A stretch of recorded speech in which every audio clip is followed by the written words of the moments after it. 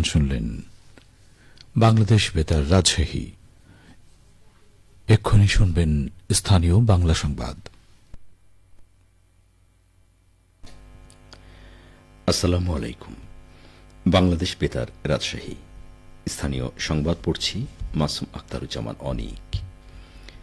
রাজধানীর উত্তরায় বিমান বিধ্বস্তের ঘটনাকে কেন্দ্র করে কৃত্রিম বুদ্ধিমত্তা এআই এর সাহায্যে তৈরি ভুয়া ছবি সামাজিক মাধ্যমে ছড়িয়ে বিভ্রান্তিকর প্রচার ও অপতথ্য ছড়ানো হচ্ছে।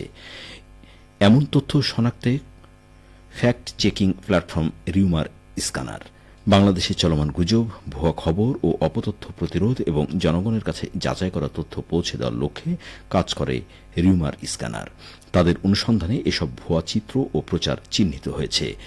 রিউমার স্ক্যানার এর অনুসন্ধান টিম ফ্যাক্ট চেক করে জানায়, বিমান দুর্ঘটনার পর সামাজিক মাধ্যমে এআই প্রযুক্তি দিয়ে তৈরি একাধিক ভুয়া ছবি ছড়ানো হচ্ছে, যেগুলোর সঙ্গে প্রকৃত ঘটনার কোনো সম্পর্ক নেই। এদিকে উত্তরার মাইলস্টোন স্কুল অ্যান্ড কলেজে ভয়াবহ বিমান দুর্ঘটনার পর যেসব নিখোঁজ ব্যক্তির নাম আহত বা নিহতদের প্রকাশিত তালিকায় নেই, তাদের পরিবারের সদস্যদের মালিবাগ সিআইডি ভবনে গিয়ে ডিএনএ নমুনা দেওয়ার অনুরোধ জানিয়েছেন স্বাস্থ্য মন্ত্রণালয়। মন্ত্রণালয়ের দায়িত্বপ্রাপ্ত প্রধান উপদেষ্টা বিশেষ সহকারী ডা মোহাম্মদ সাইদুর রহমান এক বিবৃতিতে এ অনুরোধ জানান। তিনি বলেন, নিখোঁজ সব পরিবারের সদস্যদের ডিএনএ নমুনা সংগ্রহ করা গেলে সম্ভাব্য স্বল্পতম সময়ের মধ্যেই ডিএনএ ম্যাচিংয়ের মাধ্যমে পরিচয় নিশ্চিত করা সম্ভব হবে। সবার সহযোগিতাই একান্ত কাম্য।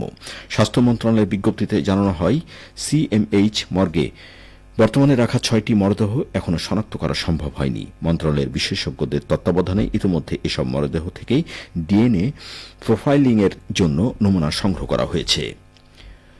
নাটোরের বড়াই গ্রামে ট্রাক ও মাইক্রোবাসের মুখোমুখি সংঘর্ষে নিহতের সংখ্যা 2 জন বৃদ্ধি পেয়ে মোট 8 জন হয়েছে। দুর্ঘটনায় ঘটনাস্থলে 5 জন সহ 6 নারী নিহত হয়েছেন। আজ সকালে বনপাড়া হাটিকুমরুল মহাসড়কের আইড়মারি ব্রিজ এলাকায় এই দুর্ঘটনা ঘটে। ঘটনাস্থল এবং বড়াইগ্রাম উপজেলা স্বাস্থ্য কমপ্লেক্সে নিহতরা হলেন কুষ্টিয়া জেলার দৌলতপুর উপজেলার প্রাগপুর এলাকার রফেজ চৌধুরীর স্ত্রী ইতি খাতুন, ধর্মদহ এলাকার মৃত জিলুর রহমানের ছেলে জাহিদুল ইসলাম, জাহিদুল ইসলামের স্ত্রী শেলি বেগম, শহীদুল ইসলামের স্ত্রী আনোয়ারা বেগম, মিজানুর রহমানের স্ত্রী আনোয়ারা, মেহেরপুর জেলার গাংনী উপজেলাধীন বেদবাড়ি গ্রামের মোহাম্মদ আলীর স্ত্রী আঞ্জুমানারা। পরে রাজশাহী মেডিকেল কলেজ হাসপাতালে চিকিৎসাধীন অবস্থায় মারা যান মাইক্রোবাসের চালক ধর্মদহ এলাকার জয়নাল আবিদিনের ছেলে শাহাবুদ্দিন সাবু এবং জাহিদুল ইসলামের বোন সীমা। নাটোর বনপাড়া হাইওয়ে পুলিশের ওসি জানান, কুষ্টিয়ার দৌলতপুর থেকে নিহত জাহিদুল ইসলাম তার আত্মীয় স্বজন সহযোগে একটি মাইক্রোবাসে সিরাজগঞ্জে যাচ্ছিলেন। বিপরীত দিক থেকে আসা একটি সিমেন্ট বোঝাই ট্রাক বনপাড়ার দিকে আসছিল। এ সময় বনপাড়া হাটিকুমরুল মহাসড়কে বড়াইগ্রাম উপজেলার আইড়মারি ব্রিজ এলাকায় পৌঁছলে মাইক্রোবাস ও ট্রাকের মুখোমুখি সংঘর্ষ হয়। সংঘর্ষে মাইক্রোবাসটি দুমড়ে মুচড়ে যায়। এতে মাইক্রোবাসে থাকা 5 জন যাত্রী ঘটনাস্থলেই নিহত হন। পরে বড়াইগ্রাম উপজেলা স্বাস্থ্য কমপ্লেক্সে এক নারী মারা যান। ফায়ার সার্ভিস এবং হাইওয়ে পুলিশ উদ্ধার অভিযান পরিচালনা করে। গুরুতর আহতদের রাজশাহী মেডিকেল কলেজ হাসপাতালে পাঠানো হলে সেখানে 2 জনের মৃত্যু হয়। দুর্ঘটনার পর পুলিশ সুপার মোহাম্মদ আমজাদ হোসাইন এবং বড়াইগ্রাম উপজেলার নির্বাহী অফিসার লাইলা জান্নাতুল ফেরদৌস ঘটনাস্থল পরিদর্শন করেন। এ ব্যাপারে বড়াইগ্রাম থানায় মামলা হয়েছে। বিকেলে নিহতদের মরদেহ তাদের স্বজনদের কাছে হস্তান্তর করে হাইওয়ে থানা পুলিশ। রাজশাহী মেট্রোপলিটন পুলিশের মাসিক অপরাধ পর্যালোচনা সভা আজ অনুষ্ঠিত হয়েছে। আরএমপি সদর দপ্তরের কনফারেন্স রুমে গত জুন মাসের অপরাধ পর্যালোচনা করা হয়। সভায় সভাপতিত্ব করেন রাজশাহী মেট্রোপলিটন পুলিশের পুলিশ কমিশনার মোহাম্মদ আবু সুফিয়ান। তিনি মহানগরীর সার্বিক আইন শৃঙ্খলা পরিস্থিতি গভীরভাবে পর্যালোচনা করেন। সভায় কিশোর অপরাধের বর্তমান প্রবণতা, মাদক ও অবৈধ অস্ত্র উদ্ধার অভিযানের অগ্রগতি, গ্রেফতারি পরোয়ানা তামিল, চাঁদাবাজ অবৈধ দখলকারীদের বিরুদ্ধে আইনি পদক্ষেপ গ্রহণ এবং মহানগরীর সামগ্রিক আইন শৃঙ্খলা পরিস্থিতি নিয়ে আলোচনা করেন। এছাড়াও গুজব প্রতিরোধে সবাইকে সচেতন থাকার আহ্বান জানান।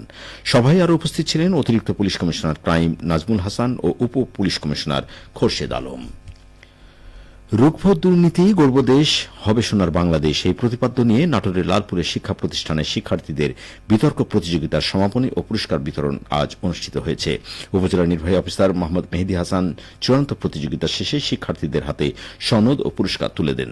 উপজেলার দুর্নীতি প্রতিরোধ কমিটির আয়োজনে উপজেলা পরিষদ সম্মেলন কক্ষে 3 দিনব্যাপী এই প্রতিযোগিতায় 8টি শিক্ষা প্রতিষ্ঠানের শিক্ষার্থীরা অংশগ্রহণ করে।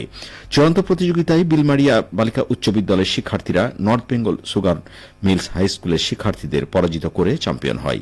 অনুষ্ঠান শেষে উপজেলার দুর্নীতি প্রতিরোধ কমিটির আয়োজনে মানববন্ধন কর্মসূচি পালন করা হয়। সবশেষে আবহাওয়া। আজ রাজশাহীতে সর্বোচ্চ তাপমাত্রা ছিল 37.2 ডিগ্রি এবং সর্বনিম্ন 27 ডিগ্রি সেলসিয়াস। সন্ধ্যে 6টায় বাতাসে আপেক্ষিক আর্দ্রতার পরিমাণ ছিল 81%। রাজশাহী পার্শ্ববর্তী এলাকায় আগামীকাল সূর্যোদয় ভোর 5:29। সংবাদ শেষ হল। আমাদের পরবর্তী স্থানীয় সংবাদ প্রচারিত হবে আগামীকাল সকাল 8:10।